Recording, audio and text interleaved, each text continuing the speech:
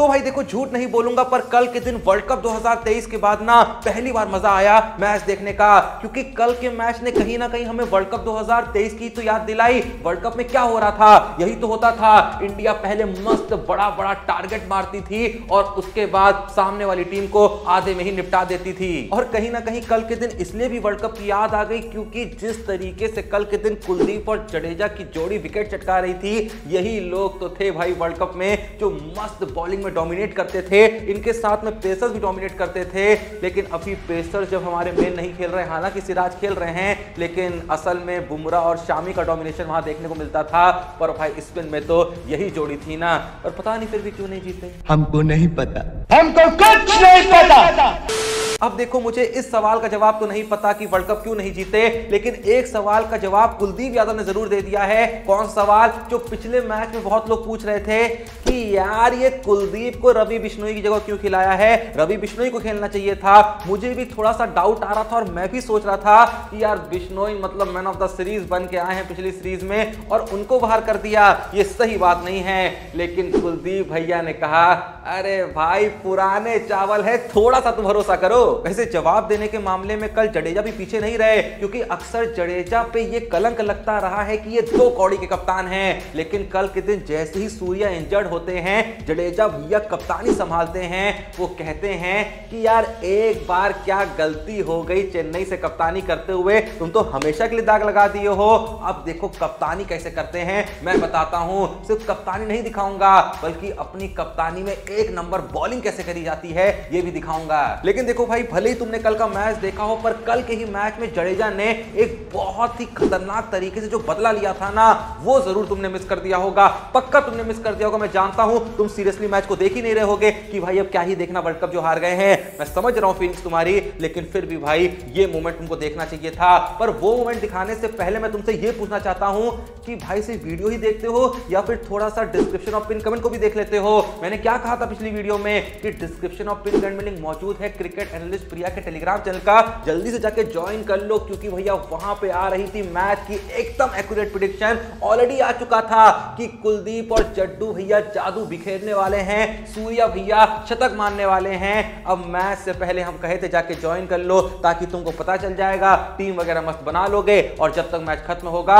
मस्त पैसा भी कमा लोगे। लेकिन बात कहां मानते हो, और बात भाई देखो सिर्फ इंडिया साउथ अफ्रीका सीरीज नहीं है। मैंने कहा ना क्रिकेट का महाकुंभ चल रहा है, 8-10 सीरीजें चल रही हैं, बहुत सारी लीग चल रही हैं, बिग बैश चल रही है भाई। तो हर लीग हर सीरीज की एक्यूरेट प्रेडिक्शंस आती है क्रिकेट एनालिस्ट प्रिया के टेलीग्राम चैनल पे। जल्दी से जाओ भैया ज्वाइन कर लो, व्हाट्सएप नंबर स्क्रीन पे है, जाके सिंपली व्हाट्सएप कर दो और कह दिया करो कि भाई आज के जितने भी मैच हैं सबकी एक्यूरेट प्रेडिक्शन भेज दीजिए। टीम वगैरह बनानी है, प्रेडिक्शन वगैरह करनी है, मस्त पैसा कमाना है, बस भाई फ्री में सारी प्रेडिक्शन मिलेंगी, उसके बाद फ्री में पैसा कमाने का।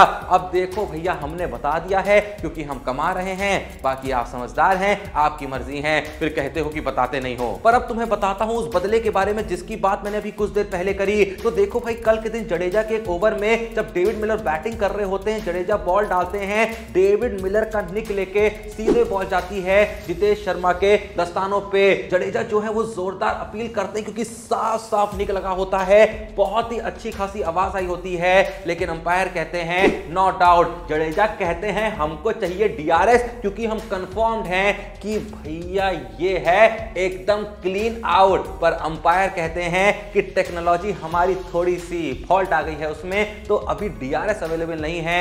जडेजा भैया का दिमाग जाता है तमतमा, वो कहते हैं तुमने मिलर को नॉट आउट दिया है ना, अब देखो मिलर के साथ दूसरे एंड से जो बैट्समैन बैटिंग करने आएगा ना, साला दूसरे एंड से पूरी टीम निपटा देंगे। हालांकि अंत में कुलदीप भैया ने कहा कि मिलर को भी निपटा ही देते हैं, वरना कुछ लोग ये कहेंगे मिलर को आउट ही नहीं कर पाए। अब देखो जाहिर सी बात है कि कल के मैच में रविंद्र जडेजा और कुलदीप यादव ने 1 नंबर गेंदबाजी करी, लेकिन भाई कल के मैच के जो असल हीरो थे वो थे none other than Surya Kumar Yadav. हालांकि पैर वैर मुड़वा के खुद को इंजर्ड कर लिए हैं, पर दिक्कत की कोई बात नहीं है, अभी कुछ टाइम तक यहाँ पे इनको कुछ खेलना नहीं है, ओडीआई सीरीज में है नहीं, टेस्ट में ले जाना नहीं है, तो बस भैया आराम करिए। और कोई ऐसी भारी चोट नहीं आई है, पैर वैर मुड़ जाता है ना, अभी मेरा 10 दिन पहले ही मुड़ा था, साली छिपकली गिर गई थी पैर के ऊपर, तो कोई चिंता की बात नहीं है, 6-7 दिन तक धीरे धीरे करके दर्द दूर हो जाएगा। पर देखो सूर्या का तो दर्द खत्म हो जाएगा, लेकिन जो दर्द इस समय शुभमन गिल और जितेश शर्मा हमको दे रहे हैं ना भाई, वो नहीं खत्म होने वाला है। माना कि शुभमन गिल एक नंबर प्लेयर हैं, आने वाले टाइम के बहुत बड़े प्लेयर हैं, लेकिन भाई टी20 में कुछ खास कर नहीं रहे हैं। हाँ माना आईपीएल में बवाल काट दिया था, लेकिन अगर टी20 में उनकी पिछली कुछ इनिंग देखें तो स्कोर क्या है, 3, 7, 6, 9, 0, 12। अब बताओ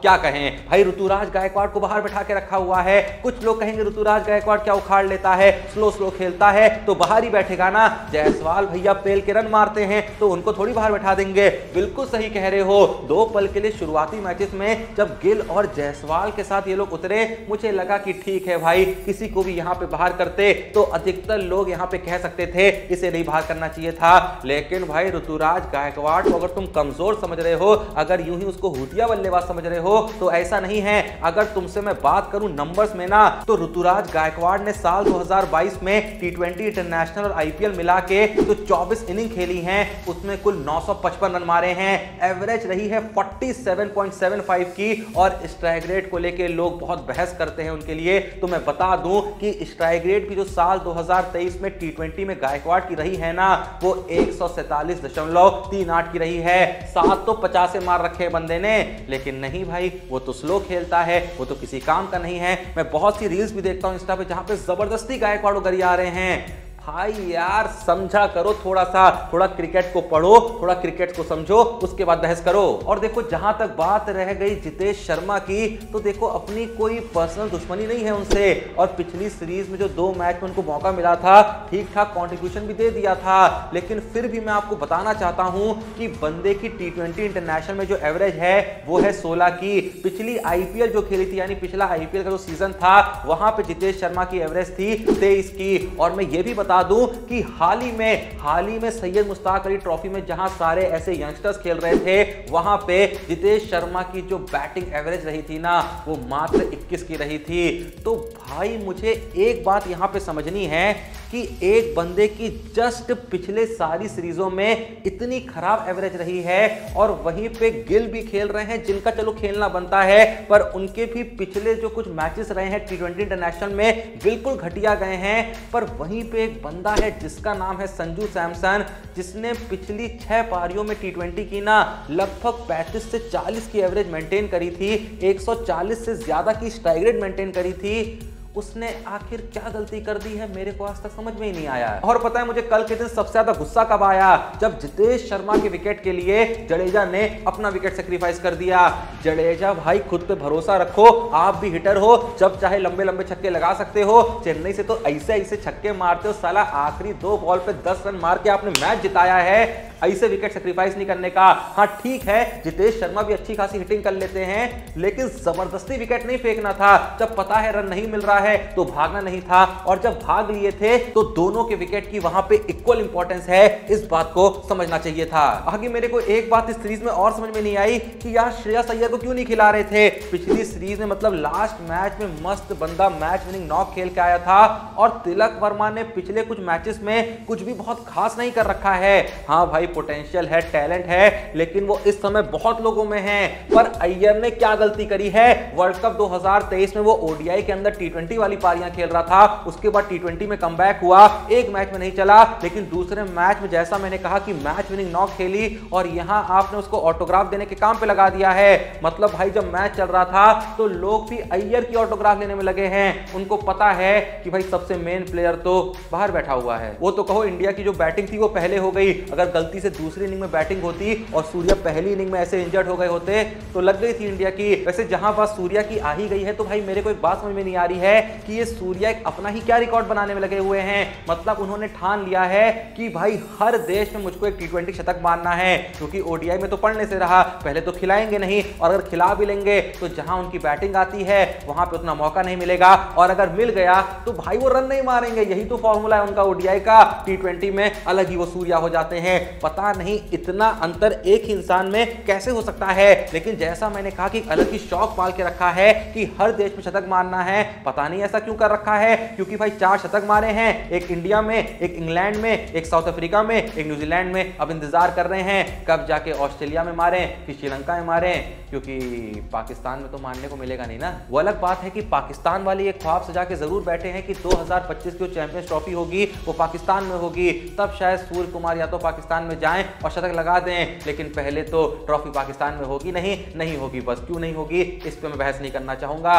और दूसरी बात ये है, अगर होगी भी तो ओडीआई फॉर्मेट में होगी, और तब सूर्या खेलें या ना खेलें ये तो वक्त ही बताएगा। देखो अगर ऐसा ही ओडीआई में खेलते, कसम से मजा नहीं आ जाता। जो काम डिविलियर्स करते थे साउथ अफ्रीका के लिए कि आखिर में आते थे, लेकिन भाई वो T20 वाली पारियां खेलते थे, खासकर अपने आखिरी के करियर में, जो उनका लास्ट स्टेज चल रहा था करियर में, जब वो बिल्कुल नीचे आते थे और भैया 50 पे 80 मार रहे हैं, 70 पे 120 मार रहे हैं, ऐसा कुछ सूर्या करने लग जाते तो कसम से मजा नहीं आ जाता। हालांकि पोटेंशियल पूरा है ये करने का, पर पता नहीं वर्ल्ड कप में क्या हो गया था, अलग ही पाल के रखा था भूत क्या अपना। लेकिन भाई जो भी कहो, जैसा मैंने कहा, यही बंदा जब T20 में आता है पता नहीं ऐसे पागल क्यों हो जाता है। मतलब 4 शतक मारे हैं, जो कि बराबरी कर दी है इन्होंने T20 में सबसे ज्यादा शतक मारने की। इससे पहले ग्लेन मैक्सवेल और रोहित शर्मा ही ऐसे प्लेयर थे जिन्होंने T20 में 4 शतक मारे थे। लेकिन भाई फिर भी तुमको एक अंतर बता देता हूं, रोहित शर्मा ने जहां T20 में 140 इनिंग में 4 शतक मारे हैं, मैक्सवेल ने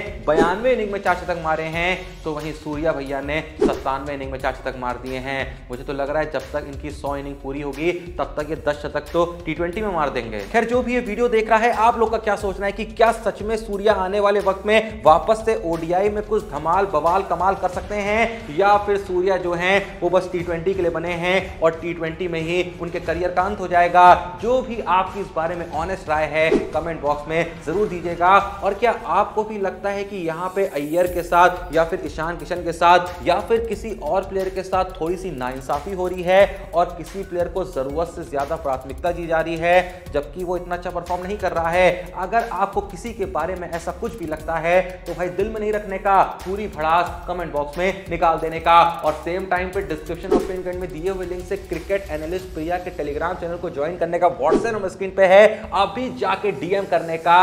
और भैया मस्त मस्त प्रेडिक्शन उठा के मस्त मस्त पैसा कमाने का, क्योंकि इतने मैचेस चल रहे हैं तो भाई जितने मैचेस उतना पैसा। बाकी भाई आप समझदार हैं, जो आपको ठीक लगे वो करिए, हम कर रहे थे इसलिए आपको बता रहे थे। बाकी वीडियो पसंद आई लाइक करिए, चैनल को सब्सक्राइब करिए। मिलते हैं नेक्स्ट वीडियो में, तब तक के लिए जय हिंद, धन्यवाद।